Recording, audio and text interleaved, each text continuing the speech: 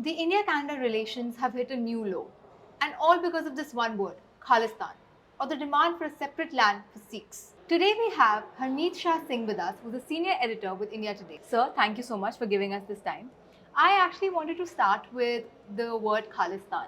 I really want you to break down for us once and for all, where did this word came into the Indian politics, Khalistan?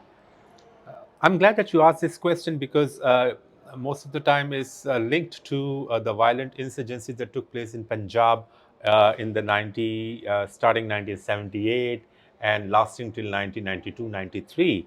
But in fact, the fact of the matter is that the demand for Sikh homeland, maybe the term wasn't Khalistan, but the demand for Sikh homeland dates back to the pre-partition era, which is before 1947, and it was because there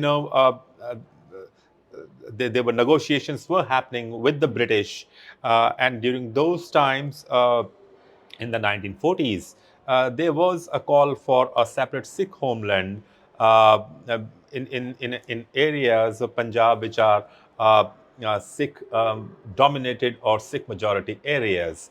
Uh, Nevertheless, the Akali leadership of that time, uh, they chose to uh, go with India, and that demand wasn't pursued in that sense, and they chose to go with India primarily on the basis of promises that were made by Congress leaders back then, Pandit Jawaharlal Nehru and other prominent leaders of the time, and those promises were linked to the political rights, the religious rights, the cultural rights of the Sikh community, especially in the light of the kind of role, major role, the community played in the country's independence struggle. And in fact, and of course, independence happened, and with that came the bloody partition.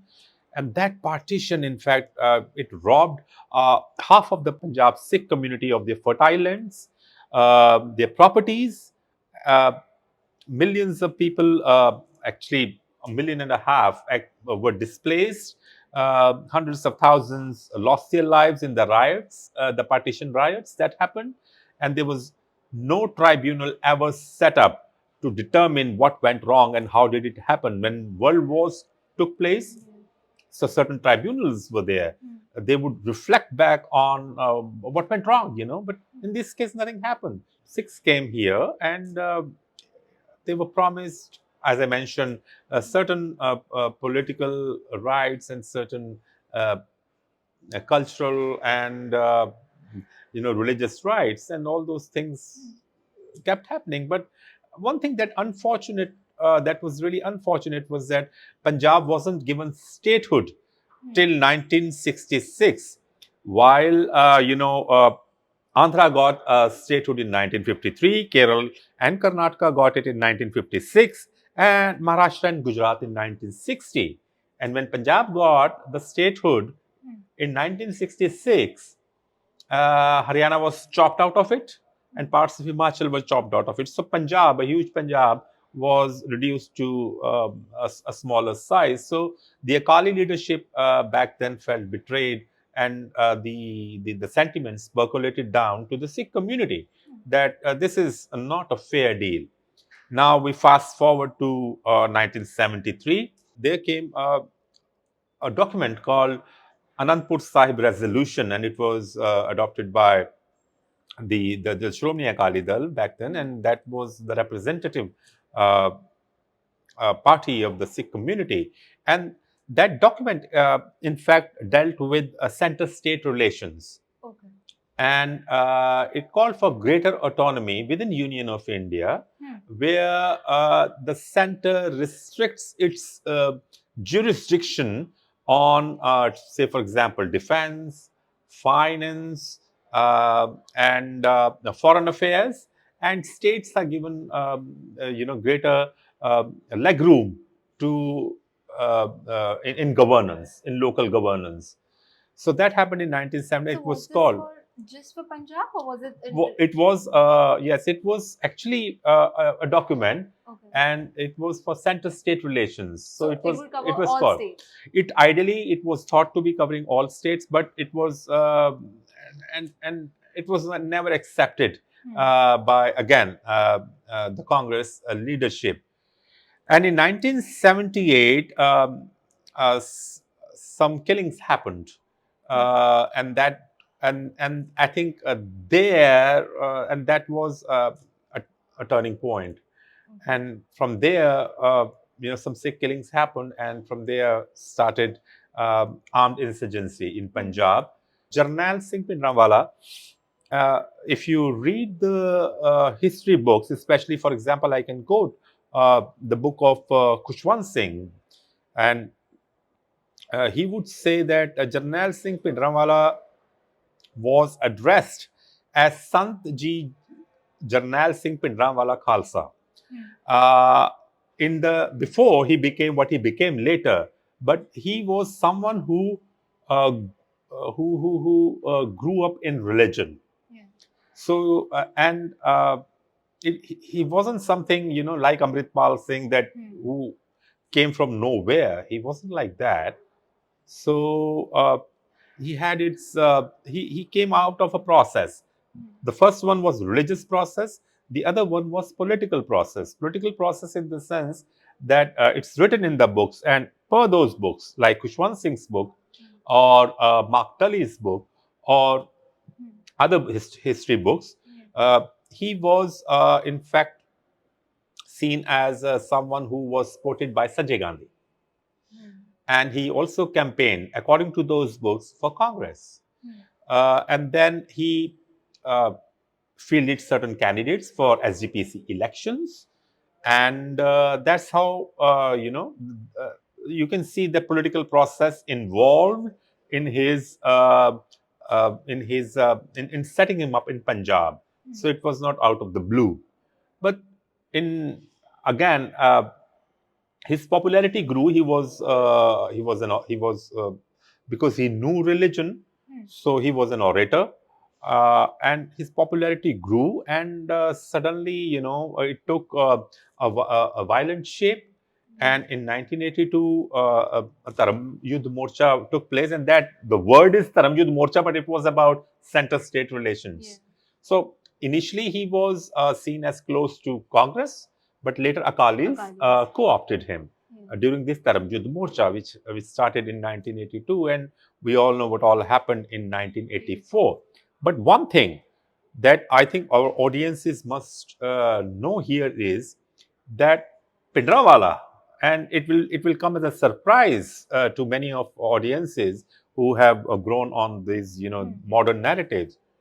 He really never demanded Khalistan. His speeches are available on YouTube now, and he can be clearly heard saying that I'll say that in Punjabi that ਅਸੀਂ ਖਾਲਿਸਤਾਨ ਤੇ ਨਹੀਂ ਮੰਗਦੇ ਪਰ ਬੀਬੀ ਅਗਰ ਤੂੰ ਦੇ ਦੇਵੇਂਗੀ ਤੇ ਅਸੀਂ ਲੈ ਲਾਂਗੇ ਅਸੀਂ ਉਹ ਗਲਤੀ ਨਹੀਂ ਕਰਾਂਗੇ ਜਿਹੜੀ 47 ਚ ਕੀਤੀ so that's the background that we don't want Khalistan, but if given we will not refuse it either. If you read New York Times there in 1984, it quotes Khushwant Singh as saying that he said, I have yet to see a Khalistani. So but the Khalistani narrative somehow got from where it came, nobody knows, but it got pumped into the whole Punjab story. And we all know, I mean, there was a vicious cycle of violence that took place. And in that, militants unleash violence, and so do. And these are serious allegations, and so many cases are still pending in courts of law, where police and security forces are also accused of grave human rights violations in Punjab. In elections, after elections, because Punjab got normal, and now you have democracy is in full swing there. People go and vote. When you have insurgency, people don't go and vote. But here you have more than 70% of people voting there. There's a recent Pew research which has come out, not recent, but in 2021, where it says that 95% of Sikhs are proud to be Indians. So there is no insurgency as such, no Currently. separatist. Yes, absolutely not. Absolutely not. In every election, you will see one party or the other will accuse the other party of siding with so-called Khalistanis, when actually there is no movement, Khalistani movement as such. That's primarily because it's a vote game where you create certain fears within the, because Punjab has a large Hindu population. Yes. 38% of Punjabis are Hindus. So you create fears and you get, so that you can derive a wedge and get the votes. But sir, for example, like in Canada, in the UK, abroad, anywhere, in Australia, we have seen rallies, we have seen, Sikhs, we have seen Khalistan flags, we have seen there was a parade where, the assassination of Indira Gandhi was sort of celebrated or, portrayed. So why has this insurgency, you're saying it's not there in India right now, but why has this movement gone out and when did it go out? That's a very smart question and a very intelligent one, I would say. It happened, as I mentioned to you, that there are people, and there is a political right in every community. Sikhs are not exempt. Correct. So the political right in Punjab, for example, hasn't peaked. Okay. I mean, for now, maybe 2.5 decades. But people who migrated from Punjab to the west or other countries during this insurgency, and those who were allegedly victims of excesses, they do have a grudge. Okay. They do have a grudge, and I think, and then there are vested interests involved. So both things here. Okay. So there are vested interests involved who fuel it, Okay. and that grudge is primarily because there are so many cases which are still pending in courts about, as I mentioned to you, about the violations that were committed by police and security forces, and During 84 or during 47?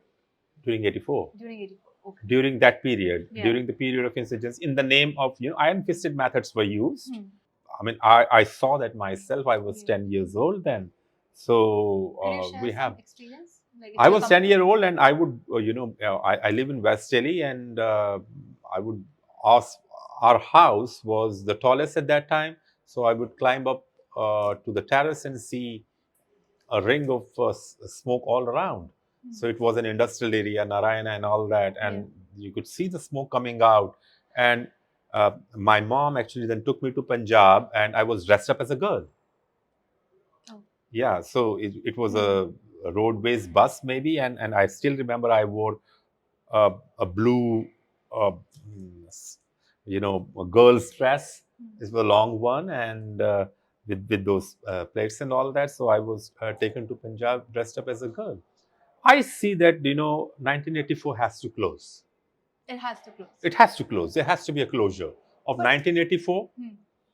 Of Maybe all that, 47? all 47 is now.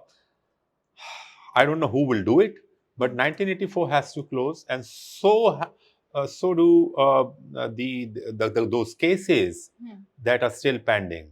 It's not unusual in world history anymore where the wrongs of the past are addressed. Komagatamaru, for example, there was an apology from Canada on Komagatamaru. People can Google it again. What is Komagatamaru? There was an apology by Britain and by Church as well. Something should be done, and if it's done, it will really, create a new chapter in the history of Sikhs. And I am an Indian. I'm a proud Indian myself. Yeah. I can't think of shedding away the legacy of Bhagat Singh. I can't think of shedding away the legacy of Kartar Singh Saraba. I can't think of shedding away the legacy of Udham Singh. So they contributed. Yeah, I mean, their sacrifices can't be. You just can't say that. No, they are not part of. I come from them. In my wildest dreams, I cannot think of shedding away those land because I'm proud. I'm a proud heir of that legacy. For more informative videos like this, keep watching India Today Newsmo.